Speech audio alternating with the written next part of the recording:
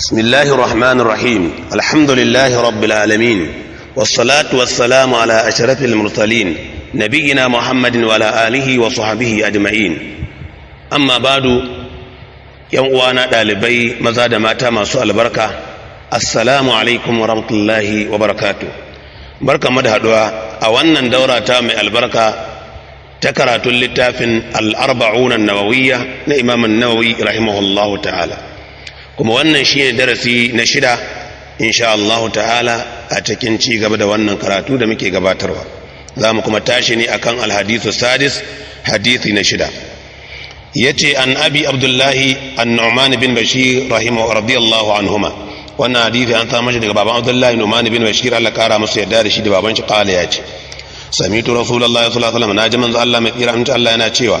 innal halala bayyinun lalle halal bayyana take wa innal harama bayyinun kuma lalle haram bayyana take wa bainahuma umurun mushtabihat kuma tsakanin su akwai wasu al'amurra wanda suke masu rikitarwa la ya'lamuhunna kathirun minan nas da dama daga cikin mutane ba san su ba faman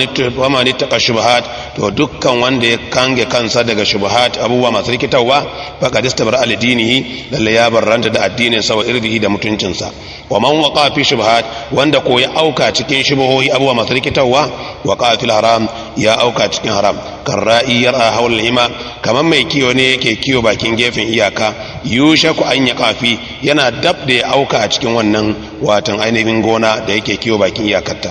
ala ku saurara wa inna likulli malikin hima kuma lalle kowane sarki yana da iyakarsa ala ku saurara wa inna himallahi maharimu lalle iyakokin Allah sune abubuwan da Allah ya haramta ala ku saurara wa inna bil mudgha lalle a cikin jiki akwai wata tsoka idan salahat idan wannan tsoka ta gyaru salaha al jasad kullu jiki ya gyaru dukansa wa idza fasadat idan wannan tsoka ta baci fasada al jasad kullu wannan jiki gaba da ya baci ala ku saurara wa hiya al qalbu ida ce zuciya rawahu al bukhari wa muslim bukhari da muslim suka rawaito wannan hadisi to wannan hadisi kamar yadda muka karanta shi babban abin da yake karantar da mu al-ibtiadu an shubuhat nisanta daga barin duk abin da yake shubuhohi duk abin da yake abu ne mai rikitarwa wanda ka kasa fahimtar halaliyarsa ko haramiyarsa to kai kokari ka nisance shi wannan shine abin da babban abin da hadisin yake karantar da mu amma game da abin da ma tafadul hadith abin da ainihin ake fa'idantuwa da shi daga wannan hadisi ga abuwa kamar haka abu na daya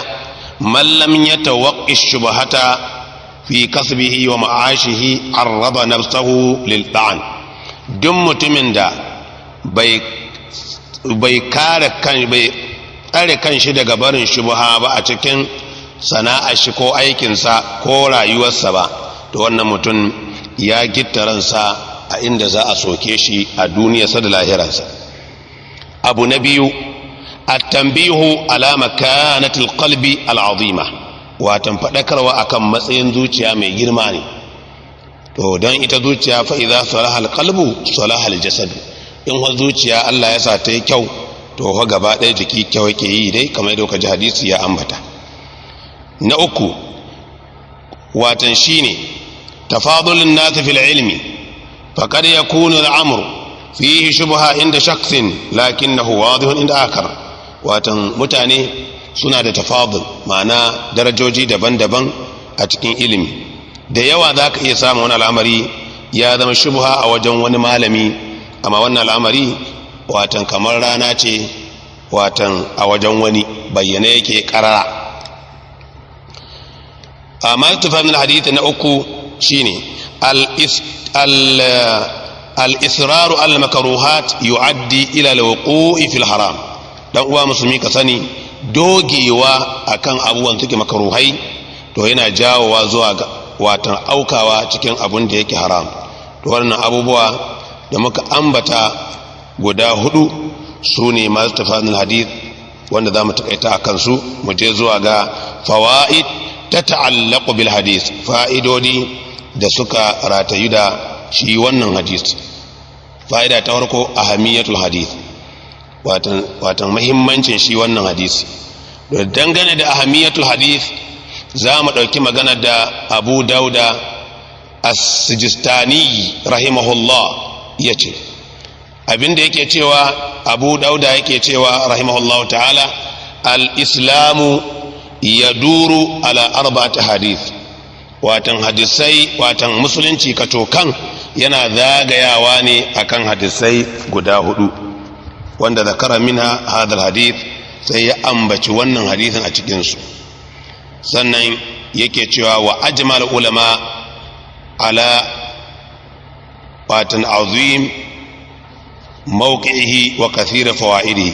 malamai kuma sun yi ijma'i akan girman wannan hadisi, girman matsayin shi da kuma yawan fa'idodin da ke cikin shi. Fa'ida ta biyu a cikin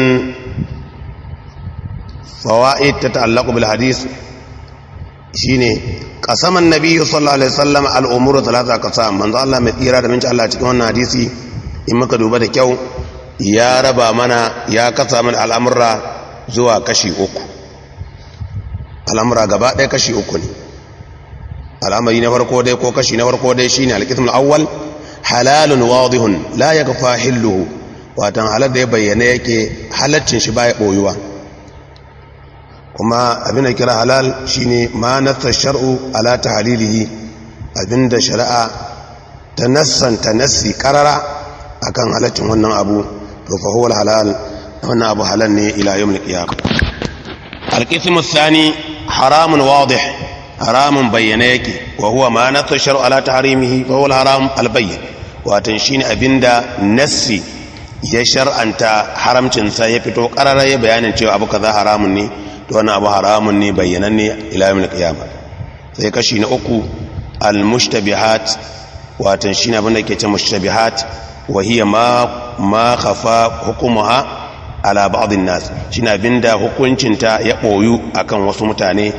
To irin waɗannan abun da hukuncin su baka san shi ba halal ne ko haram ne, to fal imsaku anha war'un, kamewa daga wannan abu shine ake ce matsantseni, ka kame daga barin wannan abun.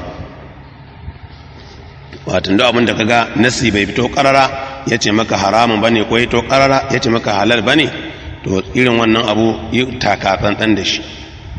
Sai fa'ida da zamu je na uku ma ta'allaqu bil hadisi ne mu dauki magana aqwalus salaf fil qalb, menene magabata suka faɗa dangane da abin da ya shahi zuciya. Bari mu dauko magana ibn qayyim al-jawziyya rahimahullahu ta'ala inda yake cewa mufsidatul qalbi al-khamsa, abubuwan da ke bata zuciya abuwa ne guda biyar dan uwa. Abu na farko dai kasaratu khulqatin nas, yawan hulɗa da mutane barkatai ba tare da kana lura da waɗanda ya kamata kai hulɗa da su ba, wannan abu yana kashe zuciya. Abu na biyu at-tamanni, yawan guri, ka samu zuciyarka yawan guri, zan tara kaza, zan yi kaza, zan yi kaza. Na uku at-ta'alluqu bil ghairillah ta'ala, watan ratayuwa da wani Allah da samun ka ga rashin ka gaba daya, ka cokan karata ya shiga wani, wannan yana bata zuciya. Na uku kasaratu ta'am ko kuma aul muharramat, yawaita cin abinci ko kuma yawaita aikata haramun yana bata zuciya. Hakanan wa kasaratu naumi, yawaita bacci shi ma yana bata zuciya. Wannan shine al'umur watan ta ta'allaku bil hadis. Sannan na ƙarshe da zamu tsaya akan shi al'umur ta ta'allaku bil hadis shine asbabu watan asbabul ishtibahi al-arba'a,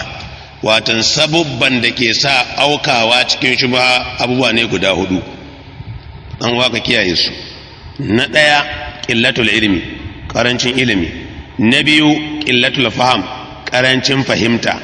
rauni na fahimta kenan. Na uku at-taqsir fi tadabbur, takaitawa wajen tadabburin al'amura, mutum bai sanya wahalar da kansa wajen tadabburi da yawan bincike kan abu har ya gano halal ɗinsa ko haram ɗinsa.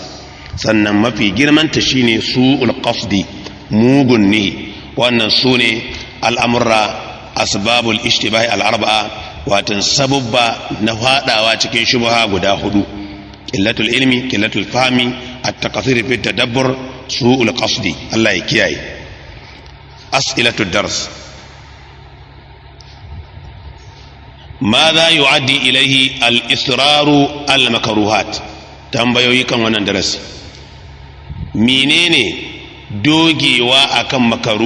makaruhai yake jawowa zuwa gare shi mutum ya doge na aikata makaruhai mi wannan dogewar jajircewa kan aikata makaruhai yake jawowa zuwa gare shi tambaya ta biyu ماذا قال أبو داود السجستاني رحمه الله تعالى في أهمية الحديث السادس menene wannan babban malami ya ambata yace dangane da muhimmancin wannan hadisi na shidda Abu Dawud mai ambata game da wannan tambaya ta uku qasaman nabiyyu sallallahu alaihi wasallam al-umuru thalathata qasam manzon Allah mai tsira da aminci Allah ya ambata mana ya raba mana al'amura zuwa kashi uku abun nema a wurinka udhkurha bil ijmal faɗa mana su a dunkule tambaya ta hudu ma hiya asbabul ishtibahi al-arba'a me sababban shiga fada cikin shubha guda hudu wannan sune tambayoyi kuma insha Allah ta'ala akan su zamu takaita sai lokaci na gaba wa sallallahu ala sayyidina muhammadin wa ala alihi wa sahbihi ajma'in assalamu alaikum wa rahmatullahi wa barakatuh